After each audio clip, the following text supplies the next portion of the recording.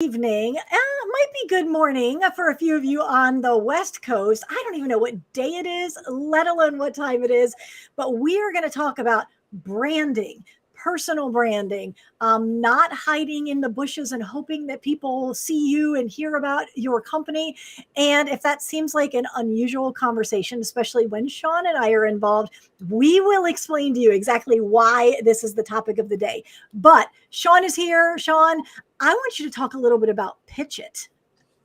Absolutely. Well, first, thank you for bringing me again. I guess I didn't do too bad of a job last time. You behaved. I was able to kind of wrangle you in a little bit. So yes, you're back. I truly appreciate your faith in me and maybe your ignorance to what could possibly happen. But yes, moving on.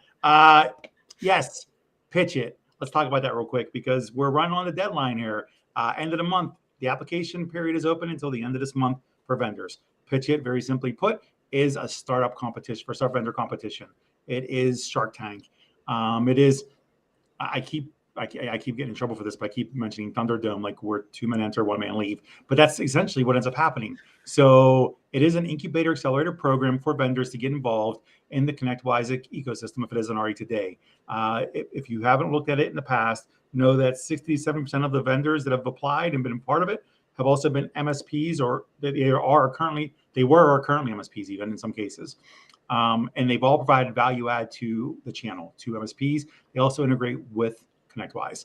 So, and short, because I want to get to the main reason why we're here, which is not me, which is weird because it should be about me, but it's not.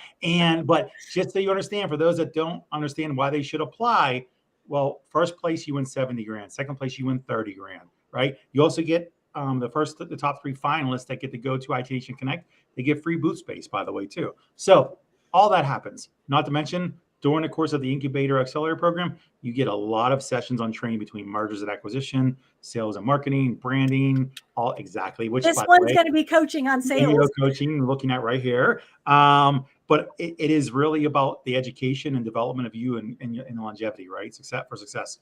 The thing is you also will get awareness, which is what we're here to talk about today. Also, is brand awareness, right? Yeah, and it's interesting. So there's some growth hacking that happens, brand awareness, which we'll get to in a second.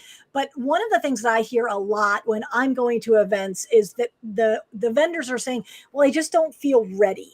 And my admonition is that's the perfect time to apply. So you've got the URL on the screen, connectwise.com/the IT Nation /pitch it and apply, because you've only got about 10 more days or so to get your application in. April 30th. So all right. 12 days that we're looking at. So yeah, exactly. And it's free for you to apply. You have to be accepted into the program. We don't just take anybody, right? You have to be providing a value add to the space. All right. And one of the things that you talk about is branding, brand awareness, understanding your unique value to the marketplace, which is why we've got Eric with us today. And I want to make you the main event. So I just rearranged us larger than life. And all right. So Trevor is saying, whoa, those are some pretty nice prizes. And he is 100% correct. That's serious money that ConnectWise puts towards this program. And to me, it really underscores their support of the industry, their desire and ability to invest in up and coming vendors, which then supports MSPs, which then benefits them. So it's a great business lesson as well for all of us. But branding, Eric Cabral is one of my go-to people when I think about branding and brand awareness and podcasting. And Eric, you've just got a wealth of knowledge. Now, most of the people watching this have never heard of you. So that is one thing that I love to do at my event, is to bring in new people, fresh experiences, fresh blood, if you will, because sometimes, as with every industry, concepts are rehashed over and over and over again, and it's time to mix some things up. So that's why I brought you to the MSP channel today. Can you introduce yourself? Tell us a little bit about what you do, and then we're going to jump right into the content. Yeah, absolutely. Well, first off, thank you so much, Jennifer, Sean, for having me. I'm super excited about the event in June. So we're going to be diving deeper during that live event. But yeah, I'm excited to be here. So I'm Eric Cabral, the founder of On Air Brands. We launch and produce on a weekly basis for our clients, small to mid-sized businesses, podcasts, and we produce them on a weekly basis and do all the micro content and promotion of it on social media, which we all know is a hassle, especially if you're a busy business owner. You don't need to know how to build systems, teams, processes, which is the critical component when it comes to being consistent with your brand and actually developing a brand. So that's what we do and what we do best. I love it. So we're really going to be unpacking that at my event. If you don't have a ticket, they are going quickly. Every single day, we are moving a couple of tickets. This room's going to be full. So get your ticket. Ultimate IT Growth Conference. The URL is on the screen. You're going to see that several times throughout the next half hour or so. But let's chat about branding a little bit. And I want to start with understanding the difference between branding your company, which I think of logo, social media, website, and you can tell me if I'm wrong, versus branding the face of the company, which is typically the business owner. So can we start there? Help us understand that just a little bit. Yeah. So my background over 20 years in corporate America was branding, Fortune 500s, Fortune 100s at times. And the corporate brand is something that doesn't necessarily have the feels in terms of like a human touch. It's got this sort of a corporate feel to it in terms of, you don't necessarily attach a person or a personality to it. Now things have evolved, with the Musks, Steve Jobs was one of the early ones, Tony Robbins, Oprah Winfrey, they were names, they were household names and brands. We didn't call them or coin the term personal brand, but now with social media, that we have now had enough of time to realize that, wow, this is a powerful platform where I could start to build something here that is my story. It's my core values. It's my beliefs. It's my network and what I do best. I like to coin it as your online reputation.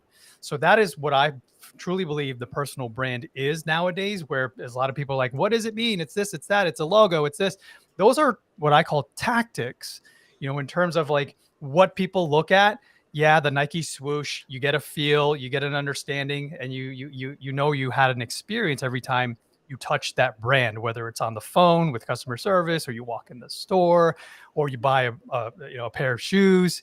Depending on where you're from, you might call them tennis shoes or sneakers. So those are things that, the history of time is a brand. But now in this day and age, I love to focus on personal branding and how we as individuals and small to mid-sized business owners can really take hold of what our personal brand is and what it looks like, what it feels like, and how we eventually build trust over time by being intentional with what we put out there. All right. So you inadvertently touched on something that I am passionate about, which is the difference between tactics and strategy. The tactics are social media, podcast, website, logo, color scheme, perhaps. But the strategy is, am I doing this because of branding? But when we look at corporate branding, Nike, Coca-Cola, they've got an unlimited budget. They also aren't typically measuring KPIs, like let's change the direction of our swoosh and see if that increases our click-through rate or what have you. So how do you right now work with mostly small businesses. And so how do you measure branding and how much time and money do we budget for branding? Yeah, it's a really good question in terms of, a little bit of a fusion of from what I learned in corporate to small to mid-size now is, a loose number here. 10% of your revenue, your profits can be allocated and should be allocated to marketing. Now, when you divide up that pie, and you could lower that, 3%, 10%, 15%, depending on what your profits or revenue may be. But a lot of small to mid-sized businesses don't even put a cent, Jennifer, into marketing, right? They just, it's word of mouth. Yes. I'll get all my work through referrals. Well, to me, that's fine for something that's small, but to scale, you need to have marketing. You need to start taking your website, your social media, the way people perceive you very seriously, because if you don't take hold of that, they will. If you don't take hold of it, the market will dictate what your brand is about. Now, why do we want to take hold of it? Is so that we can control the narrative, put ourselves out there in the most authentic way. And how do we do that? By planning the stuff and doing the heavy lifting in the beginning and the strategy and what am I all about and what are my beliefs and what are my core values? Like those things, most business owners, myself included, when I first started, wasn't like a priority, right? Let me just go throw my logo and my, let me go to Fiverr and get somebody. Here's the name of my company. It's my name is Smith, so it's Smith Electronics or whatever it is. There's not a whole lot of thought put into it. Then if you realize it's powerful to begin recognizing your brand for what it is and could be, then you start to put the plans and the dollars towards building a brand that's worth paying attention to. And there's a million different ways to do that. But I'm not sure if I answered all your questions, but please keep me honest and reel me back. It's okay. I threw quite a few. All right, good. I have a question because, okay, Jennifer started off by saying the difference between company and personal brand, right? Yeah. Most of anybody I've ever hired to work for me in sales or business development, I always said focus on your personal brand because the company benefits, right? It reaps the benefit if you do a good job, right? But you just came back and you said about controlling the narrative of your brand, right? So how do you, if you have employees, how do you help to control the narrative? How do you get them all, not to say, because you don't want drones, right? You don't want them to be drones and robots. They have their own personalities, but how do you get everybody on the same page, rowing in the same direction and helping to control the narrative of the company? Yeah. So if you have a company that has core values and you haven't revisited it in a while, it's 5-10 years have gone by and you're like, yeah, you know what? That's the dusty poster in the conference room. I would highly recommend you go back and strategically go through with your generals, with all the people that on your team that you value and they're part of the DNA, and you start to develop what is the brand. We use an operating system called EOS, developed by Gino Wickman, Traction, Rocket Fuel. So for those of you who know that system, it's very important in the early stages to develop what are the core values of the company and are they being updated, right? Because a lot of, like I said, especially my experience in corporate America, that stuff was just wallpaper, and it would be a dozen plus words of that explain what the core values are. Well, we as humans don't typically,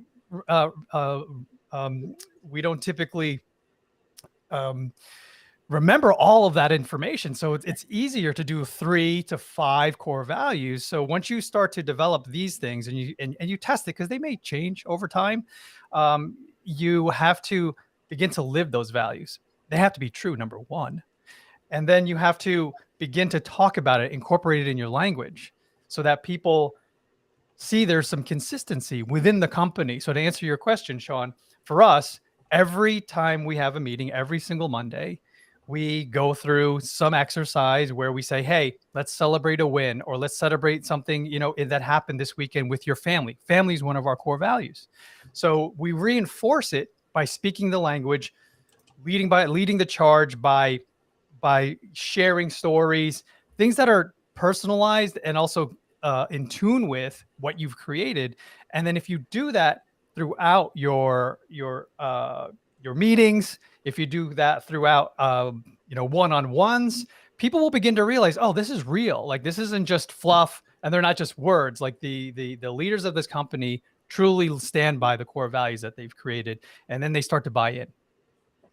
I love that. And unbeknownst to you, we've actually got Ian Richardson from our industry coming to this event to talk about vision, mission, core values.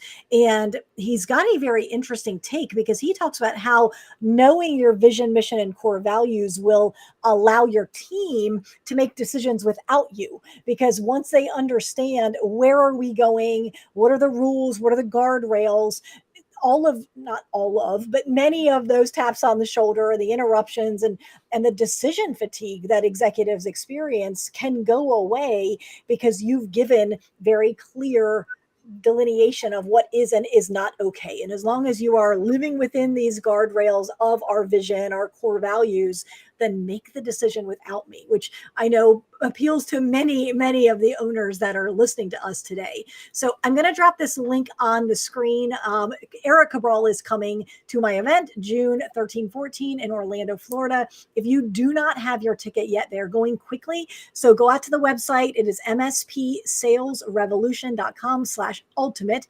It's the ultimate IT growth conference. And we are mixing things up by bringing people like Eric to this industry. And you probably have never heard of him until today. And so we believe there is way too much recycled, same old marketing and sales content in this industry. So we are bringing in fresh blood. We're bringing in the outsiders to give us the way that other organizations and other niches think. And that is what is allowing the people that come to this event to scale to new levels of growth and new levels of thinking. So that's why I'm so excited about this particular event. So we were chatting a little bit about being the brand and understanding core values and letting that drive. Maybe it's our team that's getting out and building their own personal brand. But I know for a lot of the owners that are a little more technical, they tend to be a little more introverted. So in my head, I was hearing that as a sales objection, if you will. But I'm an introvert. I don't want to get on a stream. I don't want to do video content. I don't want to be visible on social media. How would you react or respond to that particular concern or objection? Yeah, I really encourage those who do feel that way, with love and respect, to find out ways to get a little more comfortable. Because as a business owner, especially as an owner of a business that is outward facing, you have to go out there networking, and you have to shake hands and kiss babies, so to speak, in order to build trust, right? I'm always talking about know, like, and trust, and that takes time, and that takes conversations, and that takes building relationships. So if it's not you, someone on your team, maybe it's your COO, maybe it's your business partner, maybe it's someone that's a little more comfortable at doing podcasts or leading the charge whenever they go. You don't want to go to the events. Maybe you want to stay at home with your family. Well, who on your team is more than happy to do those things? Who has a little bit more of an extroverted personality? I would put them in the forefront. But of course, they have to be aligned with everything you're saying and everything you're doing. They know the core values. They know your belief system, as Jennifer said, and someone in the audience. I think that's very important to say and think of it in that terms of guardrails, and having the guardrails up so that okay, we don't deviate from this. This is informing every decision we make, every partnership that we have, these things. So that's where I would say, hey, it's uncomfortable, you don't want to do it, then let's find somebody who does want to do it and who's willing. And the reality is, if you're going to grow your business to that next level, doesn't matter where you are now, you're just trying to break through that next class ceiling.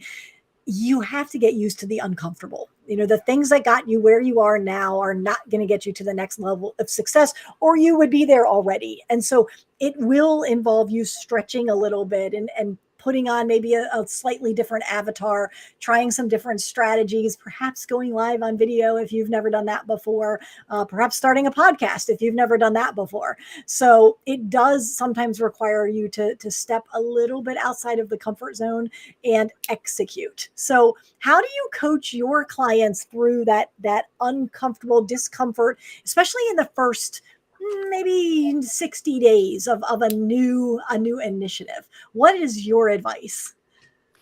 So we have a lot of people who know they want a podcast. They see the power of it, and getting uncomfortable. And let's go back to, let's take it a step back, because I'm sort of sensing that the audience may need this a little bit.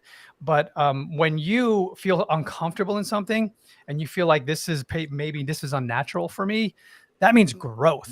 Right. So that means that you are stepping out of your comfort zone. And I love that analogy that Jim Rohn always talks about, in that lobsters, when they grow, they hide under a rock for the period of time till they shed the skin. Molt, I think, is that the right term? Yes. Somebody correct me if I'm wrong. And they hide there until they grow another shell. Exoskeleton is what I was looking for. But then they come out, and then they repeat the process. The same thing goes for us. Is we need to be able to know that this is something that's allowing me to grow, and how will I get to experience the next level if I don't step out of my comfort zone. So whether it's a podcast, whether it's putting yourself out there, it's truly necessary in this day and age, because the Gen Zs and the millennials, especially, who is the demographic that is making all of the buying power decisions over the next 25 to 30 years, they think that having a personal brand and a person attached to a company that's putting their core values out there and putting themselves out there are the ones they want to do business with. 67% of them say, yes, I am making my spending decisions on someone who has a brand. If you don't have a brand, they're going to go to the other person who does, who's doing exactly what you do. So it's really, truly necessary at this point. And if you don't feel like you want to do it, then unfortunately, we're all going to become obsolete if that's a decision, and that's okay. I love it. Sean, I want to take this over to vendors in just a second and find out what the challenges are that vendors may have with some of this advice. But before we do that, I want to mention that we are talking with Eric Cabral, who's going to be at my event, June 12 and 13. Sorry, June 13, 14. June something. Go out to the website. All the dates are there. I don't even know what day it is.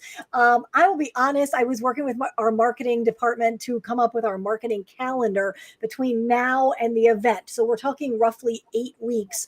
I have 13 things going on between now and my event, between podcast appearances and events and like webinars, you name it. Like I'll be in Vegas, I'll be on the East Coast, I'll be in Orlando, I'll be online all of the time. So I don't even know what day it is. I just know this was the day I got to talk to Eric. So that's the new day that we call today. It's the Eric Cabral Day.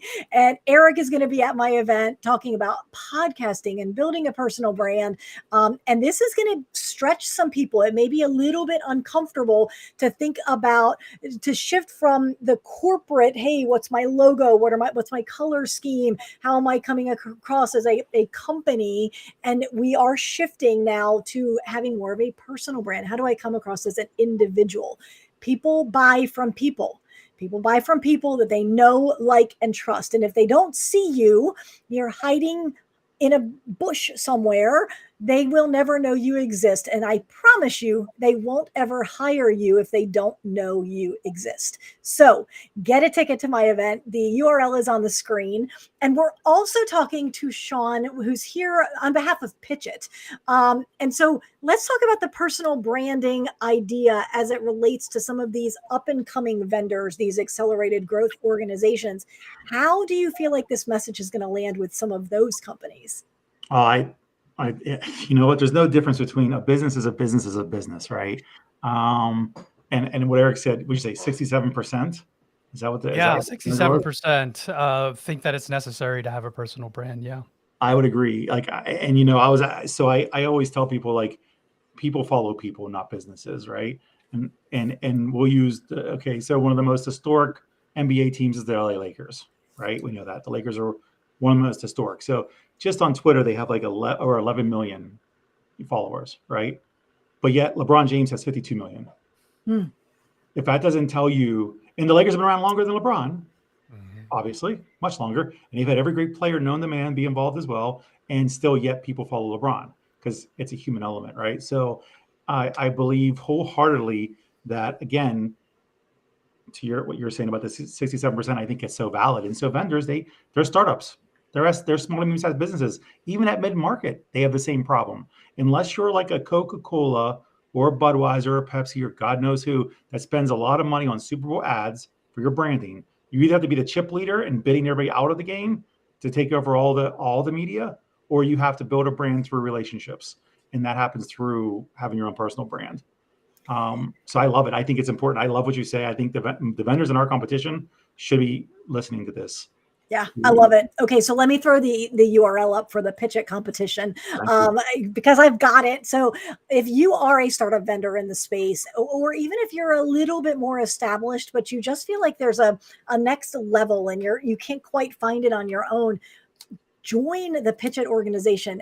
every successful individual and every successful company, they have coaches. And so that's what Pitch It brings to you. The deadline is drawing very, very close. So get your name in the hat, and then you can be coached and reach a much larger audience than what you can reach on your own, which is kind of an extension of branding. So I want to pivot back to branding, though, because one of the arguments against a personal brand is around metrics. How do we measure it? What's the KPI? Should it be trending up? And what is the up that we should be trending towards? Is it followers? Is it tweets and reshares? And then secondly, how do we monetize branding, or do we not? Is that a completely different swim lane? So KPIs and monetization is what I want to park on for quite a few minutes. Okay. I'm smashing those two together, if you don't mind, Jennifer, those That's two great. questions, because for me, the everything you mentioned, I like to call the likes, hearts, and farts. These things are all vanity metrics. Now, yes, you can have as many Wait. likes as you want. Yes. Sean, you got to put your hand down, because you know you are going to use that probably from the stage. I mean, you just are. I know you. Just give me a shout out when you do. Every time you do. I'm noting this. I don't, likes, hearts, and I got it. We're good. Ready. I'm ready. Because truly, Sorry. you fall into a trap, Sean, where anyone out there who's experienced this, I have as well, that you start to get addicted to how many likes, how many shares, how many reposts, how many comments even. This is a very, very dangerous place to go, because then you start to build things that aren't necessarily true to you, and you're building things based on everyone else's opinion.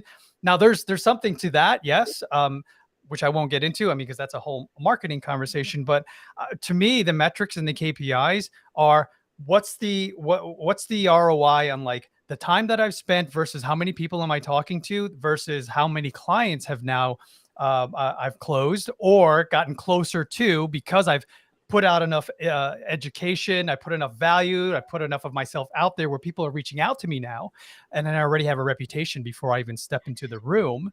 When you get to experience that, that's another level of, oh wow, I'm having a greater impact. And impact is the next thing that I would say when you're building a business. And if it's all about just putting food on the table and making money, that's okay. But if you start to get to the level where you are beyond just making the money and helping and truly helping people and solving their problems, that's the impact. That's the KPI that I pay attention to. So, for example, somebody called me, literally was texting and calling until I finally picked up, and he said, "Hey, I pulled over on the side of the road because I was listening to your podcast," and he was in tears, and heaven knows what would have happened to him. He was in a bad state, and thankfully I picked up the phone. And he said, "I didn't realize that you were going through what I'm going through. I had to close a business down," and I spoke about it months, maybe a year later. You know, when I talk about my scars, not my wounds. You know, everything was healed, and then I started talking about the lessons that I learned through that experience of shutting down a business that I was very, very in love with, and he was going through the same exact thing. Oh. And I spoke to him for a good hour, an hour and a half. That, to me, Jennifer and Sean, is the KPI for me. That, to me, moves the needle, because I just prevented maybe someone from doing some harm, or yelling at his wife, or hitting somebody, or kicking a dog, or whatever it is you want to say. You, as a business owner, have a duty in terms of, yes, you're providing a service that has value, but then also, how can you help your clients and your customers on a deeper level? That, to me, is truly what gets me up every morning. I love that. So it's interesting because you just wove several of the themes together that I talk about often. One of them is relationship, and you talked about that almost from the impact standpoint. Like, how can you impact your audience, your geography, your city, your town? If you're a global business, how can you impact those that are in your audience that you have the ear of? And that you just, every time you have a conversation with someone, and I say conversation, a lot of times, if you're doing it right, you're just doing a whole lot of listening and asking open-ended questions, which there's a whole sales workshop in that I'm actually doing later this week. But if you are listening, and you're listening with open ears, and you're curious, you are doing such a service to the person that you're talking to, and you are pouring value into their world. And so if you've ever studied energy and vibration and frequency, like you pour out into the world and it comes back to you in spades. And so that isn't why you're doing it. You're doing it because it's a core value and the opportunity presented itself. And therefore, hey, I've got the time. Let's take this time. So I love that from a relationship standpoint. Sean, I see you over there nodding. Do you talk at all in Pitch It about forming collaborative relationships or meeting influencers, or is that not really a focus? No, it absolutely is. And it's, well, first, going back to something you said about the deeper level of things, I feel like when you start putting yourself out there, you become part of the community. So there is an obligation. People follow people because they trust them. They become a regular source of just general. It's like the Cliff Clavin thing. He knew everything about nothing, right? And you could ask him a question about anything, right? And when you become that kind of, like, if you just constantly are beating the drum of I do this, I do this, I do this, I do this, that's not what people want. They have questions about, like, hey, how do I fix my electrical work? Hey, where do I go for the best steaks in the area? And so, and you become a contributor. And that's where I think part of the problem is in places where people think they have to have really well pointed business stuff they're talking about. But really what people are looking for is people that contribute to their overall well-being. I love that. It's so easy to be a thought leader that way. I mean, Jennifer will attest to this. I post stupid memes in people's chats and GIFs. Like, I have nothing to say. I have nothing of value. In some cases I read, I'm like, I don't even know what that means. So I'm like, I'll just put a stupid GIF and it'll be funny. And it'll at least give some sort of some human element to it, and everybody likes it, right? Yeah, sometimes I post really good stuff, but the memes are usually better. But anyway, yes, back to your point though, for the vendors and Pitch It, it's vitally important for them to actually be able to play well together and to cross, almost cross-pollinate, right? Because again, back to that chip leader concept. When you're sponsoring at conferences, and Jennifer, you've been to our conference, you see it. There's flagship companies that have a lot of money, and they have huge booths that suck up an entire space. If you're a small little guy and you don't have the chance, why not meet with your friends and you guys all go together? It's like when you were in college and you all can pitch in for a case of beer. Same rules apply. At least you were actually able to buy the case of beer because there were 10 of you that put in a few bucks. Beer or no beer? That's the question, right? And so no, the collaboration is vitally important for their success. Many of them together make up a mob, and that's what they kind of help in. And plus also ideas come from that too. You spark ideas that you don't think about, and you have a talent that I don't have. You have a skill set I don't have, vice versa. So we stress it. As a matter of fact, our finalists that competed at IT Nation Connect last year, we collaborated, and they actually sponsored a pre-day event where they actually all paid the cost for it, and they actually presented for 4 hours, and they told the story of how their technologies all work standalone individually, plus complementary to each other, integrations, plus with ConnectWise as well. So that alone brought them significant business together. Could they afford it individually? I don't know, but they paid for it together. They presented together. It looks really good together. Yeah, I love it. And so we're here talking about personal branding, podcasting, being out in front of your audience, not being this hidden figure in your area and your geography. And we're talking to Eric about this because he's going to be at my event talking about this same exact topic. And this is such a deep topic. I feel like we could do this for 2 full days on this topic alone. But if you don't have your ticket yet, this is really designed for MSPs that are close to that $500,000 mark, up to about $5 million in annual revenue. And typically, if you're at that size, you have gotten there through brute force, a solid number of referrals, maybe some marketing that worked a little bit, but you don't really have a system. You don't have a framework for your marketing, for your sales, for that business development efforts. And so at this event, we're going to be talking about sales and marketing and giving you some out of the box ideas for how to grow your MSP.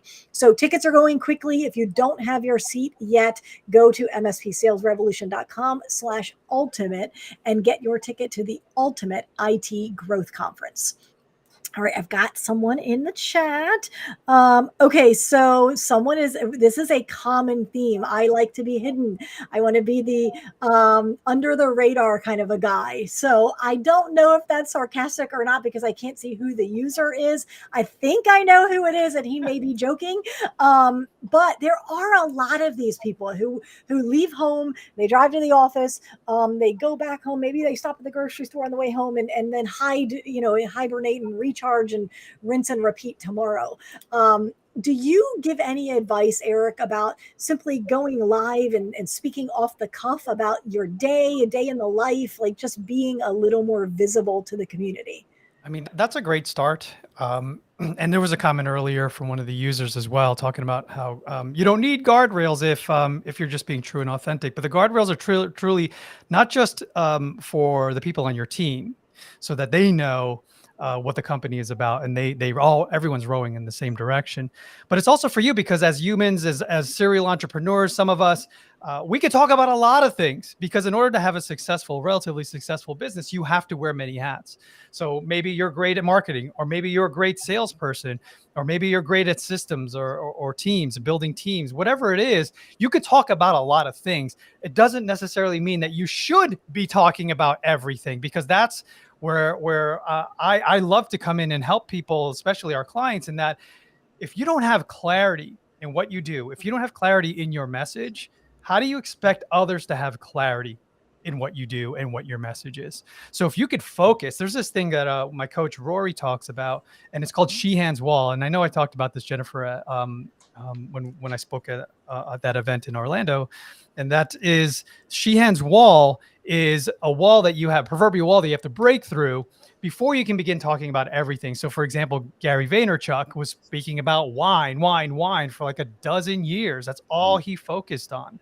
And it wasn't until he gained massive success, turning that $3 million to a $60 million company, was he able to start talking about hustle and grind, NFTs, TikTok, whatever he wanted to talk about, because he had created a brand so strong and a reputation where he could start talking about other things without confusing people. So then the same thing with Amazon. For how many years did they only sell and do one thing, which we all know today is books, right? Books. Broke through Sheehan's Wall. Now they literally sell and do everything. So we have to focus, even though we're a small, maybe mid-sized business, we have to understand the same concept is true to us, and that you can talk about all these things, but why don't you focus on the three things, stay in those lanes, so that people know you for one specific thing. And then they will come to you when they need you, because you'll be top of mind. I love that. Such great advice. All right, we are about to wrap up. If you are just joining us, you go back and watch this. This was an awesome live stream. We're talking to Eric Cabral, Sean, obviously here to add his color and his flavor and take a few notes that he may just be using down the road. I've been taking notes the whole time. Like farts and farts. Like smarts and farts. You heard it here first. That's a hashtag all day long. It totally is. I'm expecting a meme from you, Sean, later. Oh, the gauntlet has been thrown. All right, we need a meme. That won't be a problem. I love it. So if you don't have your ticket yet, go to mspsalesrevolution.com/ultimate. Get your ticket to the Ultimate IT Growth Conference. I've got all kinds of killer sessions on Chat GPT and discovery in the sales process. And Eric is going to be there talking about your personal brand and giving you some very concrete tips and tricks. And by the way, we've got an entire workbook that we're printing for everybody. Eric is donating some of his worksheets that are typically proprietary. So he's sharing some of those with you, so that you're not just consuming information, but you've got data to take back and task your team members with and help do some knowledge transfer for them as well. So get your ticket. Gentlemen, thank you so much. What a treat to spend the afternoon with you. Have an amazing rest of your day. Thanks, Jennifer.